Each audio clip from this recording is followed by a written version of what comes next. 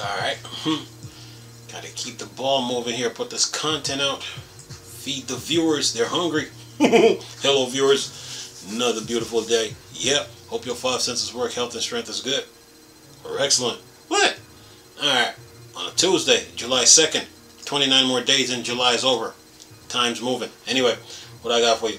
Oh, Windows 11. It says here Windows 11 is close to becoming most popular OS on Steam. It says here, although Windows 11 is gaining users again, according to third-party statistics service, the OS is still pretty far away from its predecessor, which will soon be out of official support. However, on the gaming side, things are seemingly going much better for Windows 11. In its latest Steam hardware and software survey, Valve reports that Windows 11 is very close to becoming the most popular operating system on Steam. You know, Windows 10 users ain't gonna like that, right? Okay, it says here in June 2024, Windows 11 increased its market share by 0.55 points. It now sits at 46.63%, less than 3% away from 10. Windows 10, that is. It says here, speaking of the latter, Windows 10 lost 0.93 points. The aging operating system currently holds about 49.42% of all Windows users on Steam. Windows 7 and 8.1 are still alive and kicking. 64-bit Windows 7 has 0.4% and a plus 0.02, and 64-bit Windows 8.1 has a 0.08%. Overall, 96.61% of all surveys participant report using Windows to play games from Steam. 0.40%. Linux is in second place with 2.08% and a negative 0.24, and Mac OS is third with 1.31 and a 0.16. It says, for those unfamiliar, Steam hardware and software survey is a monthly survey Valve conducts to keep developers better understand the situation on the market, how to optimize their products, and more. It says here, Steam conducts a monthly survey to collect data about what kind of computers, hardware, and software our customers are using. Participation in the survey is optional and anonymous. The information gathered is incredibly helpful to us as we make decisions about what kind of technology investments to make and products to offer. It says here is what was happening on the hardware side in June 2024. Okay. It says here, okay, we got Intel, AMD, and Microsoft. Now for processors, Intel 66.80%, a negative 0.04. AMD 33.15%, a negative 1.54, and Microsoft a 0.05% and a plus 0.01. Now on CPUs for Intel, 6 cores, 32.63%, and then a 0.47, a negative 0.47.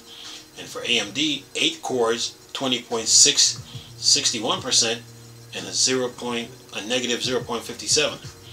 And then for Microsoft, 4 cores, 19.27, and a 1.32, a negative 1.32. Now for memory, on the Intel side, 16 gigs, 47.23%, and a plus 0.15. Now on the AMD side, 32 gigs of RAM is 29.38, and then a plus 0.66. And for Microsoft, 8 gigs is 11.45%, and a negative 0.60. Now for GPUs, and this is where the gamers come in. GPUs, NVIDIA RTX 3060, On Intel is a 5.50% and a negative 0.51, and for NVIDIA GTX 1650 is 4.0% and a negative 0.34, and then for NVIDIA RTX 3060 on Microsoft, that's a 3.46% and plus 0.27. And for video memory now, on the Intel side, 8 gigs is 34.79 and plus 50.56, and then for AMD, 12 gigs, 17.79 and a plus 0.36, and then for Microsoft, 6 gigs is 13.77 and a negative 0.38, and for display resolution on Intel, 1920 by 1080 is a 57.47 and is a negative 0.61, and then for AMD, 2560 by 1440, 1938% and a plus 0.66, and for Microsoft, 3840 by 2160 is a 3.71% and a negative 0.02. So this survey shows you what gamers are using when it comes to Mac OS, AMD, Intel, yeah, Microsoft, yeah. Now we got 9 comments here. Reg said this: Windows 11 was released in 2021 as an entirely free upgrade, and 3 years later it still hasn't hit the 50% mark. It's only gaining a bit of user share because Microsoft is parroting around that they are discontinuing Windows 10 support, and some people are upgrading because of that. If Windows 11 was so desired and people wanted it and giving it a free upgrade, it should be sitting at 80% after just 2 years. That's telling a lot, if you ask me. All right. Then what's it? Michael said this: you somehow forgot to mention the hardware requirements. That's a lot of people just don't meet. And then George said this: not really telling at all. The Steam survey is still fully optional, and I for one have never taken it after all this time using Steam. I also remember the same argument made for Windows 10 and how 7 was going to be the next XP. This is never the case. I don't know why people keep making the same argument over and over. Yeah, like that song said, let's give them something to talk about. That's the reason. Anyway, says here, and then what's this? Good bot said this. Good bot, bad bot. He said this. Exactly. I don't know why some people need to mention Windows 11 is not being adopted at the same rate as Windows 10 and Windows 7 like every day. Here, we all knew that would be the case day one, and Microsoft doesn't care. It says, it's funny how people always hate the current version of Windows and never upgrade. I can't wait in a couple of years when the mob mocks Windows Lucky version 13 and vow never to upgrade from Windows 11. Anyway, and then Excalpius said this: it's just it's just the very definition of clickbait for a handful of sites that still pretend it is meaningful information whatsoever. It isn't. It's just an engagement driver, which we are posting here to prove, even though all of the feedback on this worthless nonsense is negative. Anyway, and then who was this? Becker said this: you know Windows 10 wasn't at 50% after 3 years either, and it had more pushing its numbers, lighter system requirement, and barely consensual upgrade push on Windows 7 and 8 users.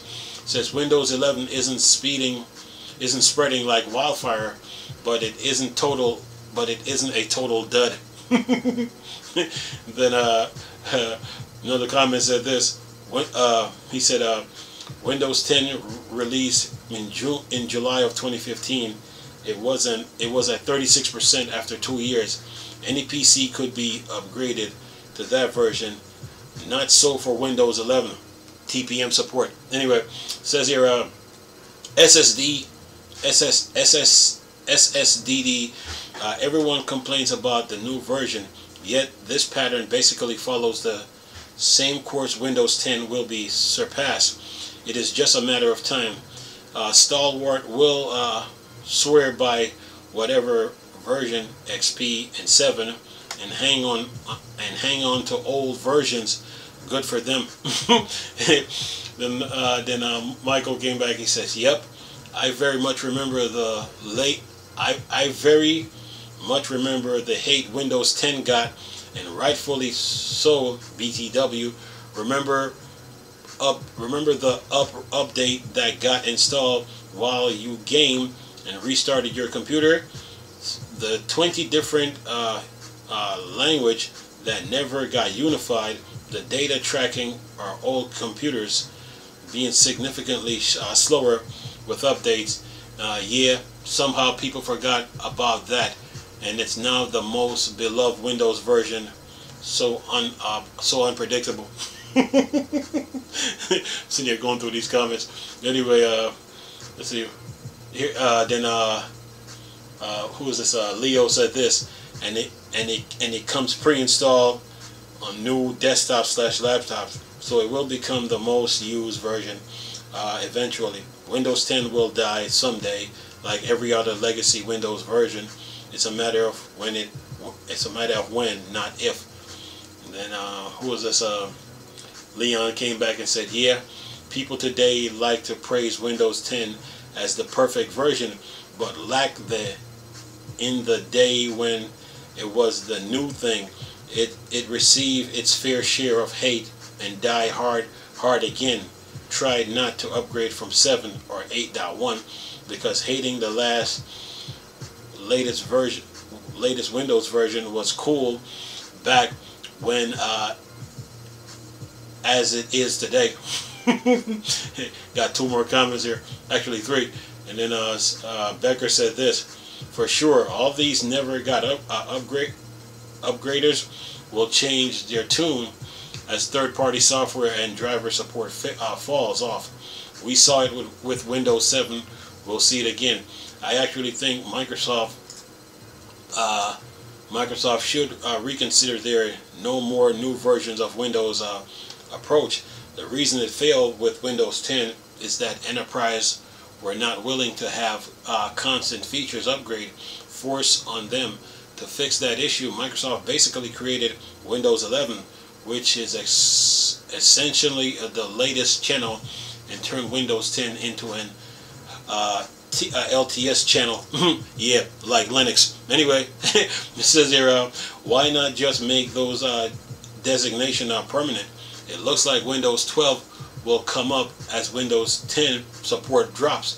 So we will still have 2 versions of Windows, and it seems highly likely that 12 will become the version that gets all the new features in Windows 11, and Windows 11 will start looking like an LTS version.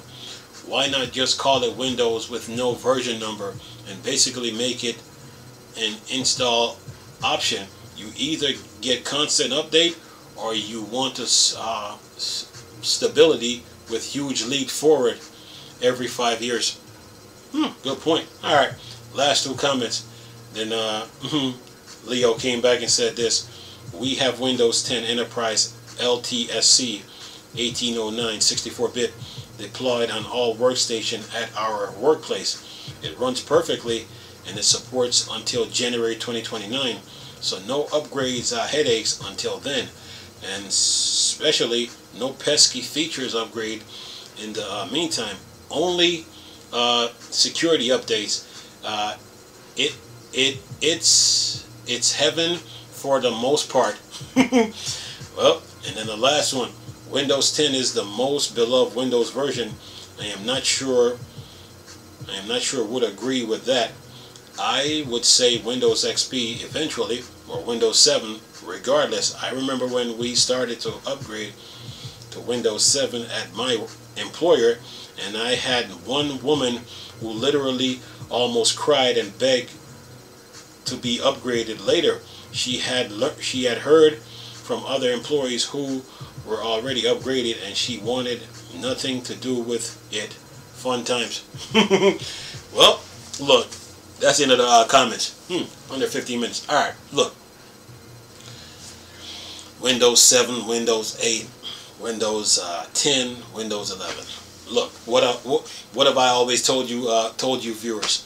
When it comes to Windows, when it comes to Windows 11, when it comes to Windows 11, when it comes to Windows, I've always told you, you always want to have at least two to three computers, one running Windows 10, one running Windows 11. So when all the changes are happening, you know, you're already on top of it. You're not affected by you're not being affected by not having it. When inside your home or apartment, you want to have two computers, one running Windows 10 and one running Windows 11.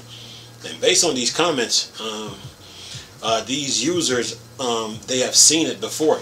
They have seen it before where, when a new Windows operating system comes out, what happens to the older version and the version before that. So the choice is theirs to upgrade or not to upgrade. And if they choose, based on one comment, the Enterprise Edition is still getting updates because it's a business. But for the home version and stuff, they're still getting little updates here and there.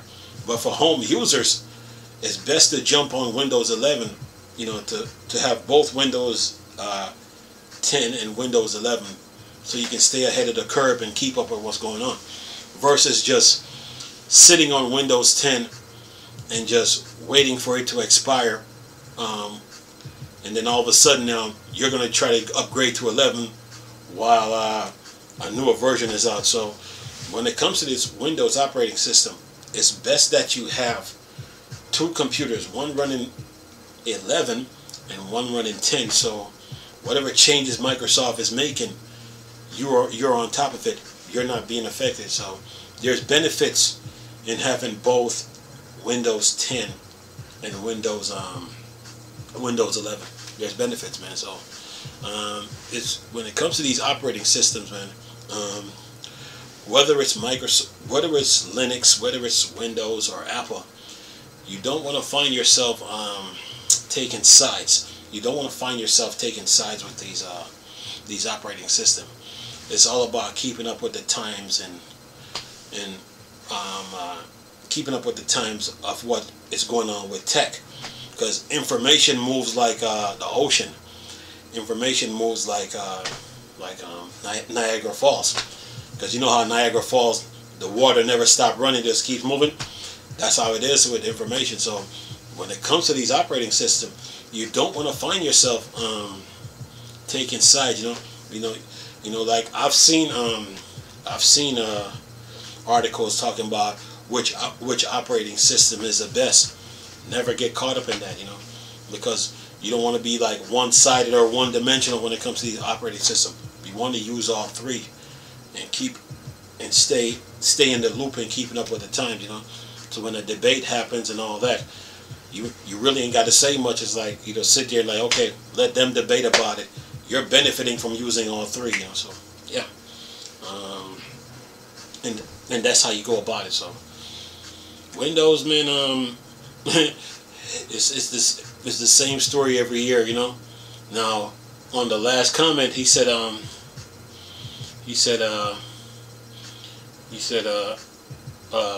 I think one of the comments they were talking about, like having removing the numbers from Windows and just call it Windows, and then when you come out with an update, instead of saying Windows 10, It's like, okay, this is Windows Update version da da da da da, right? And then you add it on top of the Windows that you're using.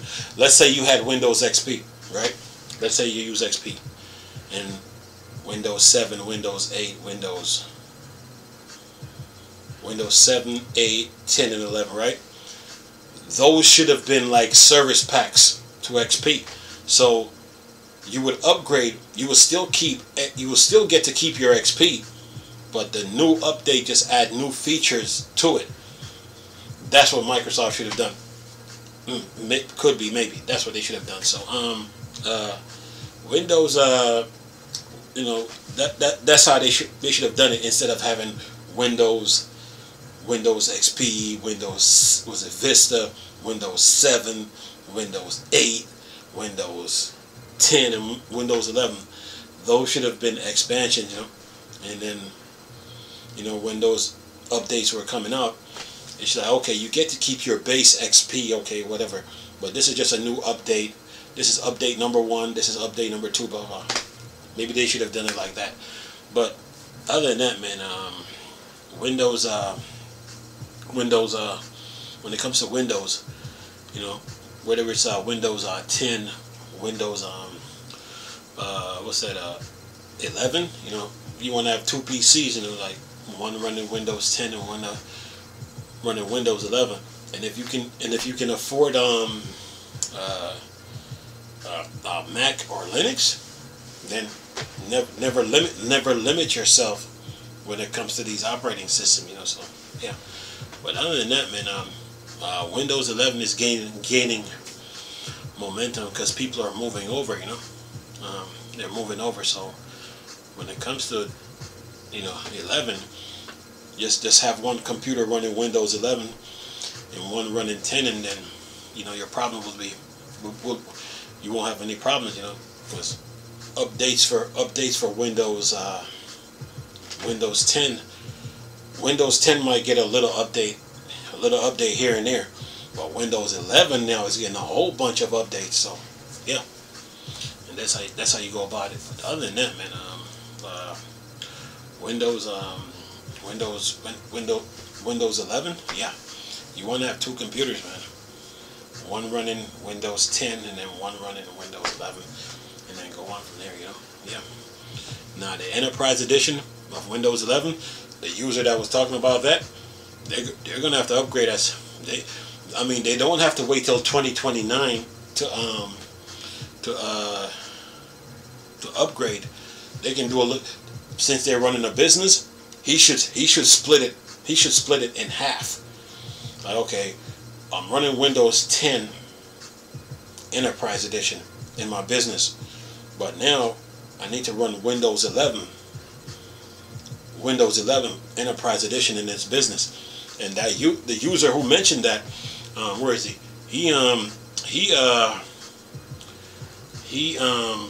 He's limiting himself, you know, just sitting on 10 and then thinking everything is all good.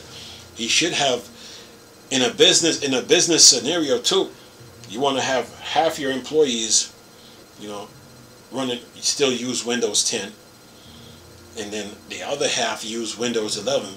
That way your business is gaining, is benefiting from having both Enterprise Edition. So when they pull support for that, you already got 11, the Enterprise Edition, running already, and that's what they should do. So yeah, Windows 11, man. Windows 11. You know, you don't want to just sit on 10 and then thinking that's it. You know, you just want to keep updating, and you want to keep up to date with the times, man. So when it comes to these operating systems, man, that's what you want to do. Anyway, I'm gonna leave this video for y'all to enjoy. Nice talking to you people again. Chris, still Star Wars Inside Your Thing, or Dark Side. Go. Peace.